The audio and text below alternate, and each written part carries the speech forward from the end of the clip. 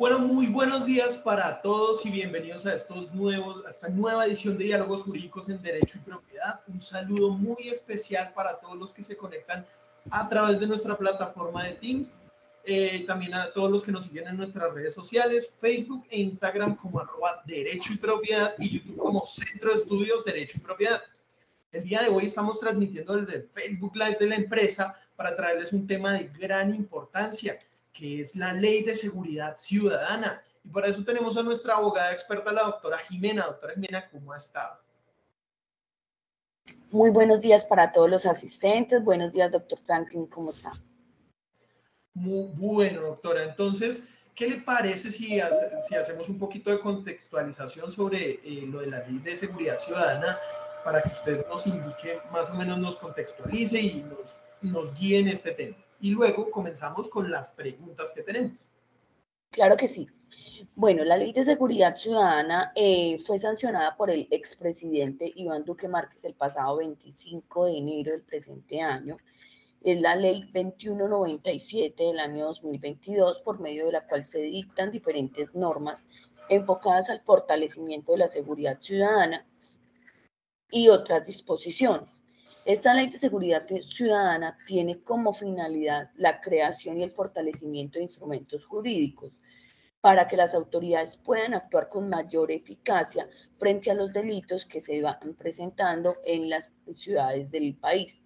Esta ley genera unas modificaciones en el Código Penal, Código de Procedimiento Penal, Ley de Seguridad y Convivencia Ciudadana y Código de Extinción de Dominio. Perdón.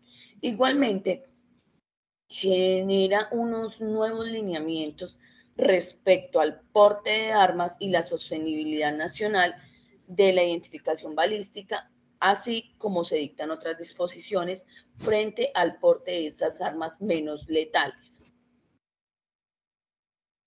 Doctora, después de esta contextualización y entendiendo más del tema, ¿usted nos puede contar en qué consiste la Ley de Seguridad Ciudadana?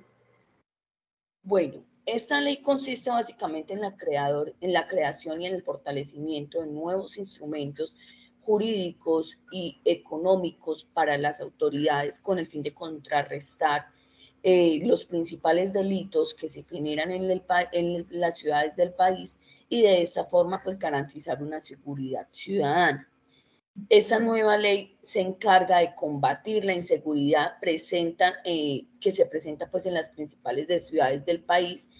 En especial, endurece la protección a la fuerza pública y al sistema penal mediante la ampliación de diferentes penas y la creación de nuevos tipos penales con el fin de que se configuren menos este tipo de conductas.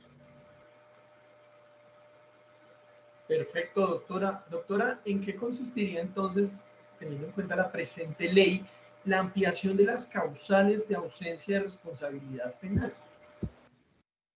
Bueno, respecto a la ampliación de estas causales, en el numeral 6.1 del artículo 32, que es aquel que consagra, del artículo 32 del Código Penal, que es aquel que consagra la ausencia de responsabilidad, amplía el tema de la legítima defensa, respecto el cual quedaría pues de la siguiente manera, me permito leer: rechazar al extraño que usando maniobras o mediante violencia que penetre o permanezca arbitrariamente en la habitación o en dependencias inmediatas o vehículo ocupado, la fuerza letal se podrá ejercer de forma excepcional para repeler la agresión al derecho propio o ajeno. ¿Qué es lo que pasa respecto a este artículo? Que ya no solamente se configura la legítima defensa a las personas que interfieren dentro de su casa o habitación, sino también cuando estamos en un vehículo que se encuentra ocupado. Hay que recordar que se permanece en el sentido de que la legítima defensa debe ser de igual proporción a la afectación que se está generando por parte del victimario. Es decir, si la otra persona me está generando daño, yo tengo que actuar de manera proporcional a la forma como él me está originando ese perjuicio. Bueno, doctora, usted nos contó al principio que se ampliaron las penas del Código Penal. Entonces, ¿de qué manera sucedió esto? Claro que sí. Entonces, se amplió la pena máxima de prisión de 50 a 60 años, siempre y cuando no se presentara un concurso de delitos, y agregó dentro de las circunstancias de punibilidad, de mayor punibilidad, que se encuentra estipulado en el artículo 58 del Código Penal, la utilización de armas blancas para la realización de conductas punibles y haber estado condenado 60 meses atrás por un delito doloso. Igualmente, introduce un parágrafo al artículo de las circunstancias de agravación punitiva, el cual consiste pues en el daño en bien ajeno, el cual consiste en aumentar una pena de prisión de 48 a 72 meses cuando alguien realice un daño y afecte la infraestructura destinada a la seguridad ciudadana, a la administración de justicia, al sistema de transporte público y a las instalaciones militares o de policía. Entonces, ¿qué vemos acá? Esta norma fue creada, como lo dije inicialmente, en el mes de enero del año 2022 y fue creada básicamente para contrarrestar múltiples conductas que surgieron y que actualmente se están viendo pues cada vez más de manera más repetitiva, pero que como tal se vieron muy presentes durante aquel estallido social que vivimos durante ese año y el año inmediatamente anterior. Entonces veíamos de que durante estas protestas se generaban muchas afectaciones, por ejemplo, a las estaciones de policía, al servicio público. Entonces, por eso se generó esta norma con el fin, muy enfocada, con el fin de contrarrestar ese tipo de conductas. Entonces, son conductas que anteriormente no eran sancionadas, pero que ahora se están modificando con el fin de crearle nuevas herramientas al Estado y poder, digámoslo así, que combatir ese tipo de conductas que anteriormente, pues como lo digo, no estaban estipuladas y por eso se cometían con mayor frecuencia.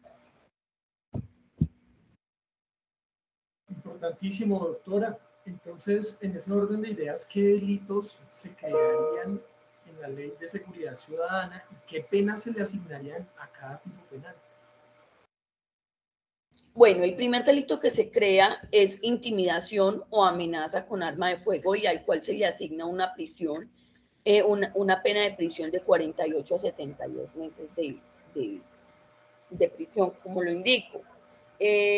Básicamente este delito va destinado a que no solamente se va a considerar delito en el momento en que se genere unas lesiones en la víctima, sino que también el mero hecho de someter a una amenaza con un arma blanca o con un arma de fuego, ya también se va a considerar, porque es una intimidación y es una presión a la cual está sometida la víctima. Entonces, por lo tanto, también debe ser considerado como un delito. Igualmente, también el delito de porte de arma que va a estar configurado en una prisión de 24 a 36 meses, que indica que es aquel que porte elemento punzante, cortopunzante, contundente o corto contundente y que tenga una potencialidad de generar un daño dentro de un evento masivo abierto al público y el cual no tenga la necesidad de portar ese tipo de arma, entonces se verá, incursionará en este tipo de conducta, en este delito. Entonces aquí vemos, por ejemplo, que se está sancionando eventos como, por ejemplo, el portar arma blanca dentro de una protesta no tiene por qué portarse. De todas formas, genera una potencialidad de riesgo frente a las otras personas asistentes.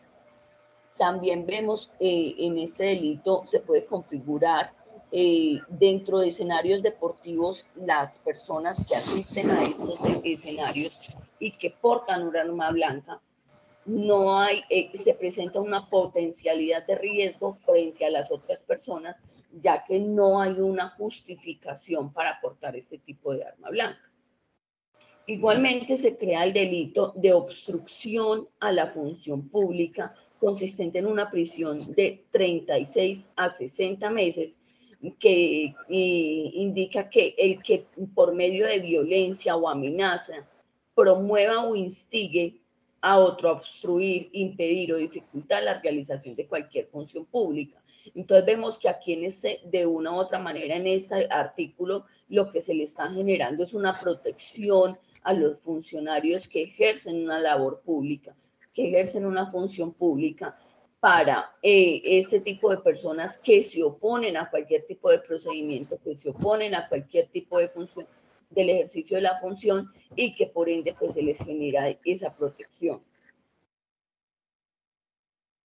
Muy claro y muy importante, doctora. En este punto me gustaría hacer un paréntesis para invitar a todos los que nos están viendo a que por favor nos consulten. Somos una empresa que presta sus servicios jurídicos, somos un equipo completo, que estamos en constante capacitación, como pueden ver.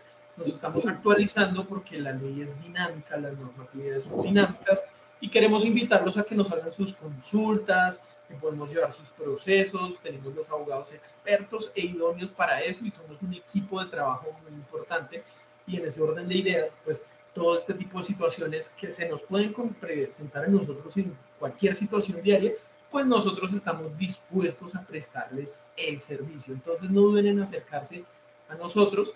Y pues ya continuando, doctora, ¿qué modificaciones tuvo el delito? Es importante la obstrucción a la vía pública, porque hubo una conmoción, obviamente, en los periodos anteriores, y pues, ¿qué modificaciones tuvo?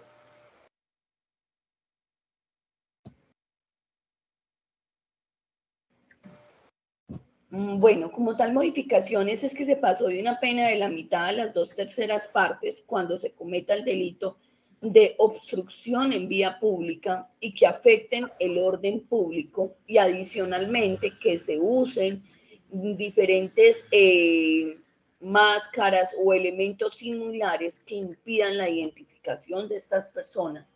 Ahí vemos que se presenta un agravante. Entonces, igualmente, también cuando se usen dentro de este tipo de protestas armas convencionales o se realice conductas valiéndose un servidor público inimputable y o adolescentes. Entonces veíamos que, como lo decía anteriormente, esta norma lo que hace, esta norma surgió como consecuencia pues de ese estallido social que tuvimos,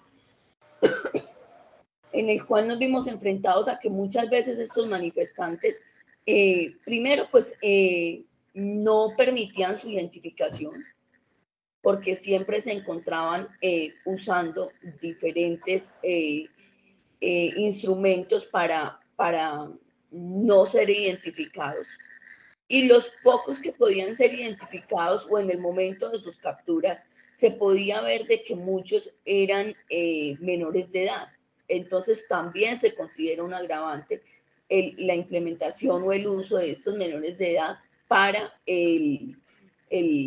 la alteración de las vías públicas, el cierre de las vías públicas.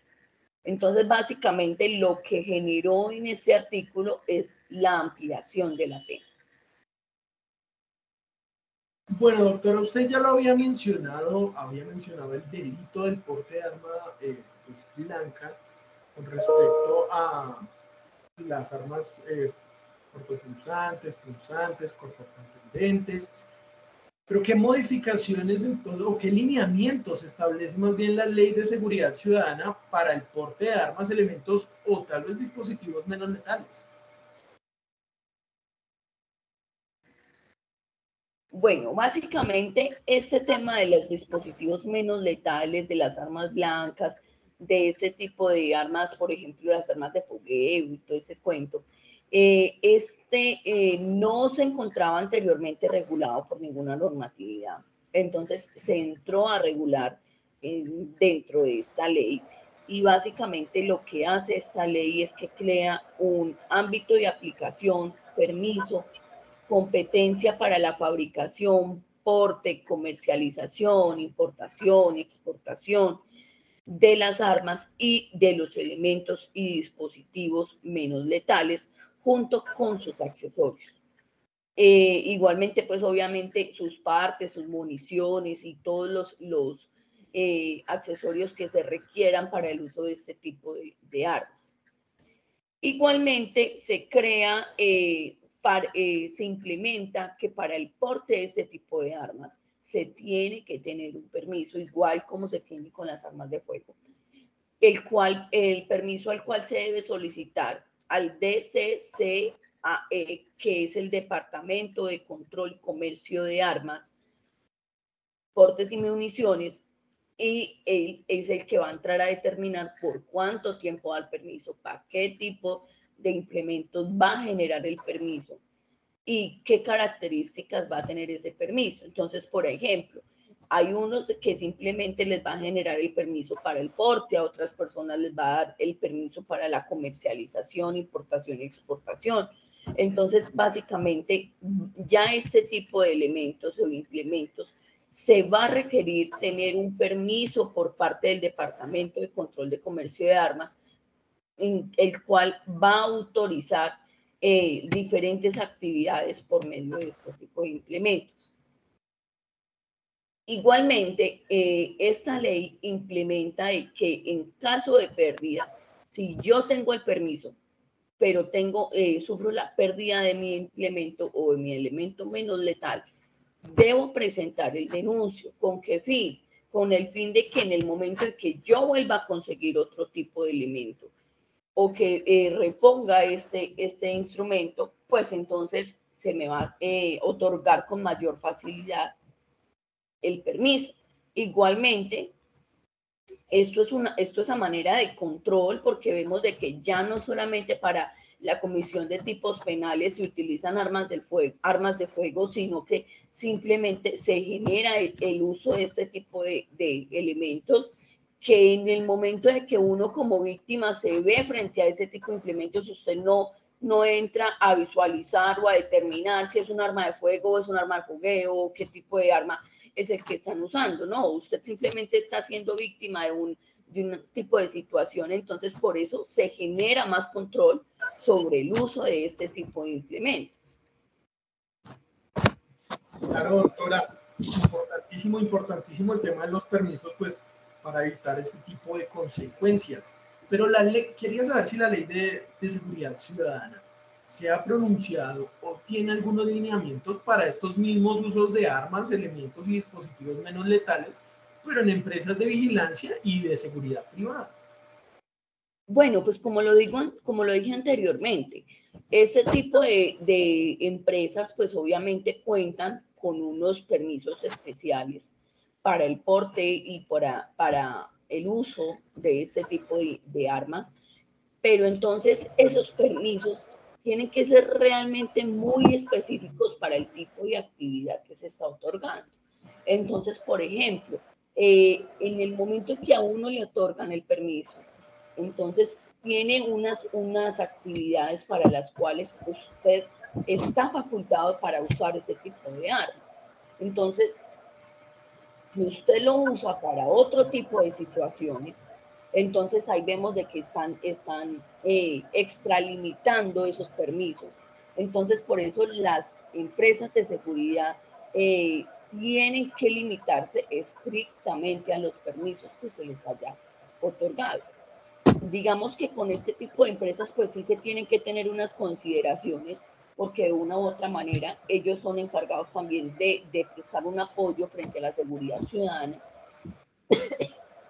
Sin embargo, esas consideraciones pues no se pueden extralimitar y no pueden ser sin límites, ilimitadas. Entonces, sí es importante pues que se tenga en cuenta este aspecto.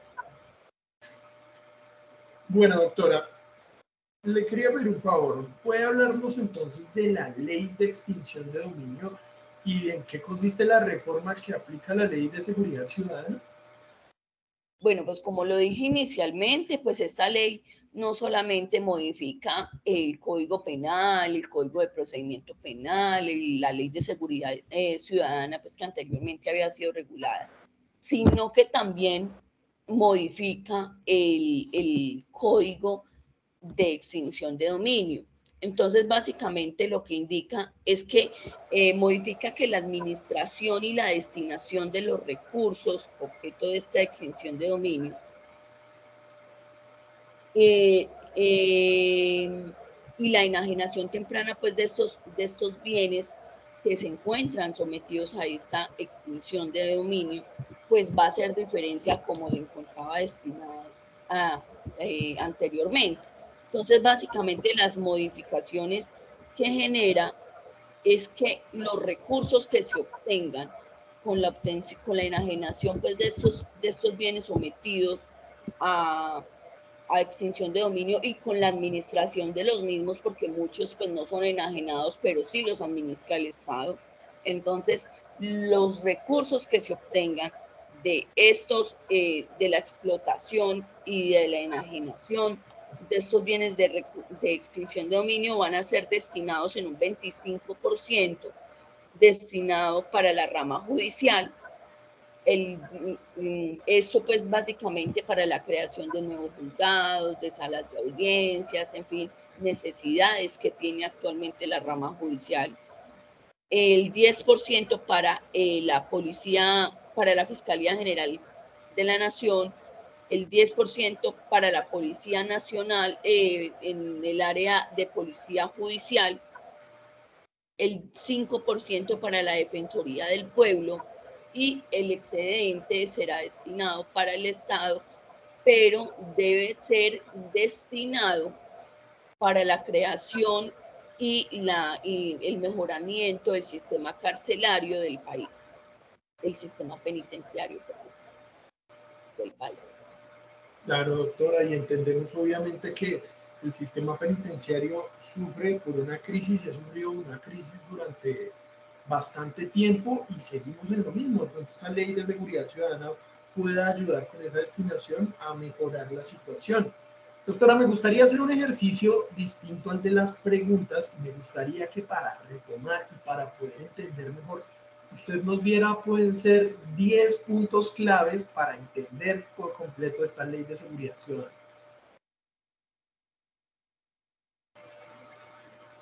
Bueno, claro que sí. Inicialmente, pues vemos aquí un punto clave es que la pena será más grave para quienes reincidan.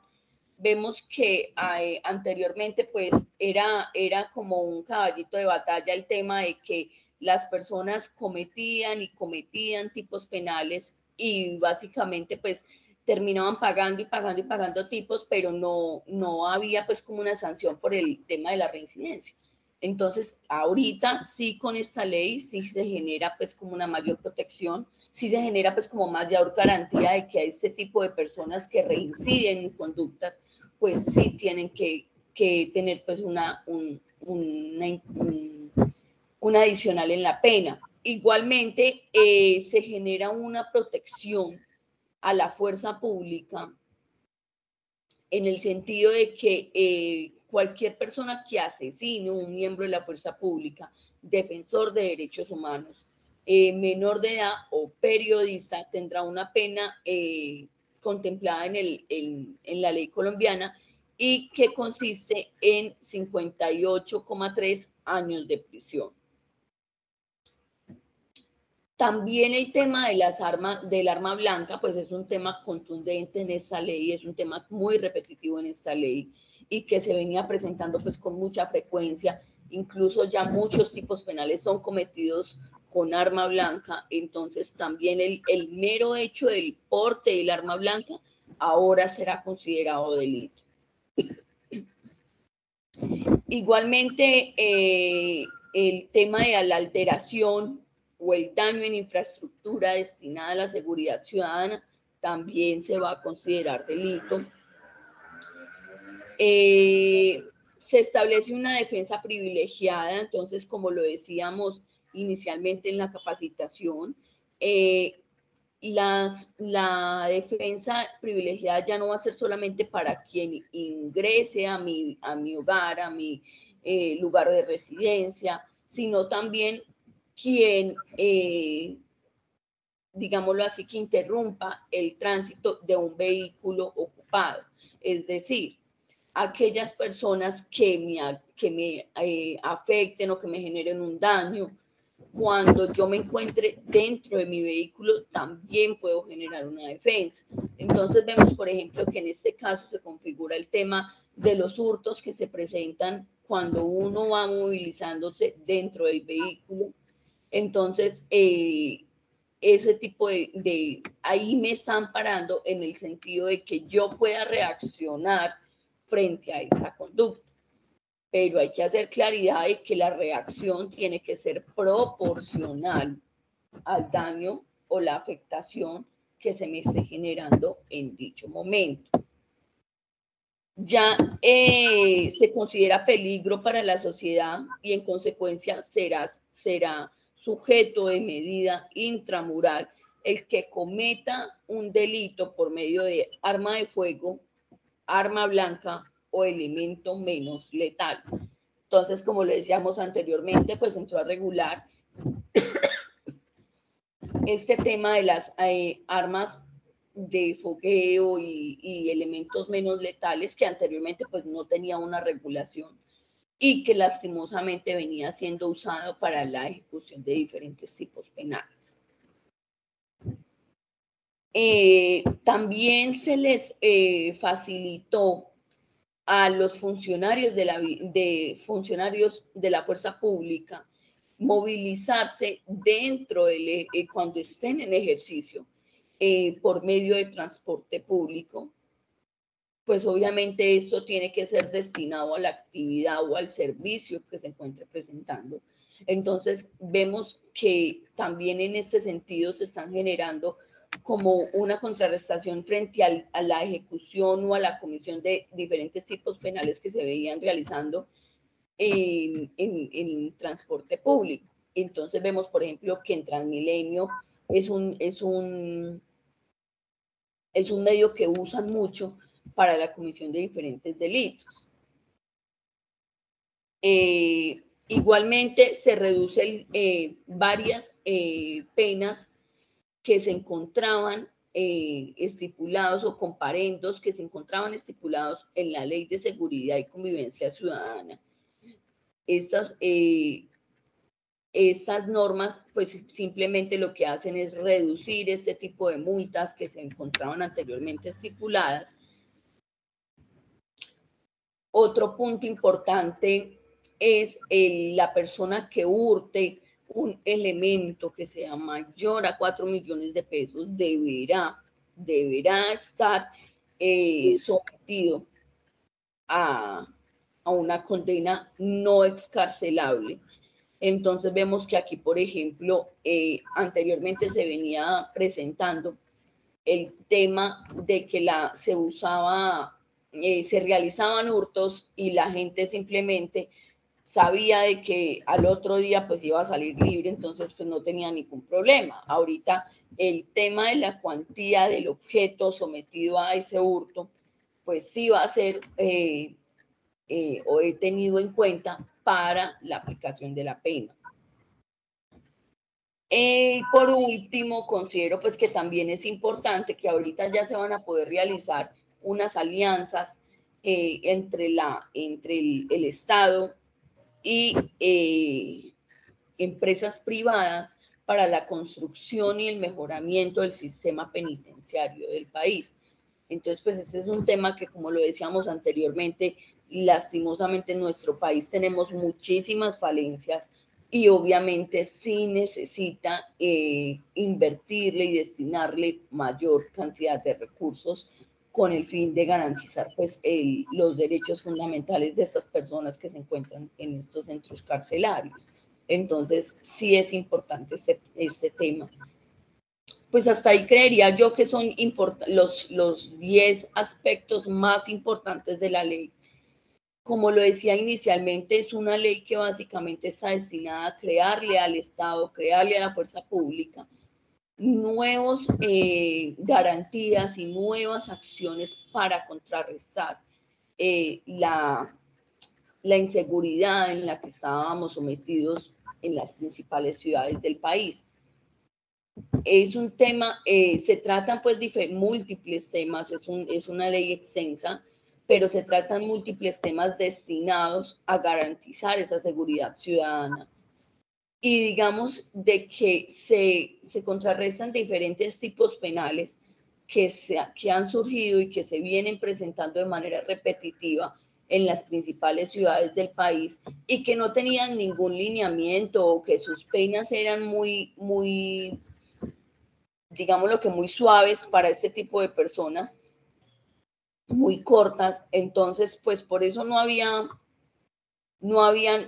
como esa conciencia por parte de las personas que las cometían. Entonces, básicamente la ley está destinada para generar unos lineamientos de ser más estrictos en el sistema y poder contrarrestar ese tipo de conductas con el fin de que se pueda presentar mayor seguridad ciudadana. Bueno, doctora Jimena, muchísimas gracias por haber estado con nosotros en estos diálogos jurídicos. Importantísima la ley que nos acaba de explicar, importantísimas las garantías que se generan para la seguridad ciudadana, y no solo eso, sino también que ya saben que cuentan con nosotros como equipo jurídico para representarlos y obviamente velar por sus intereses. Entonces, quiero agradecerle también a quienes continuaron con nosotros en esta transmisión de diálogos jurídicos de derecho y propiedad. Recuerden nuevamente que Derecho y Propiedad cuenta con abogados especializados en diferentes áreas del derecho. Así que si usted tiene alguna situación jurídica, no dude en contactarse con nosotros. Los números telefónicos es marcando el indicativo 601 al número 437-6500, repito, 601-437-6500, o al número celular 314-475-1002. Vuelvo y lo repito, 314-475-1002. Por favor, síganos en nuestras redes sociales, Facebook e Instagram como @Derecho y Propiedad, y YouTube como Centro de Estudios Derecho y Propiedad. Recuerden que somos la solución a sus problemas jurídicos con alternativas legales. Muchas gracias y que tengan un buen día. Muchas gracias a todos los asistentes.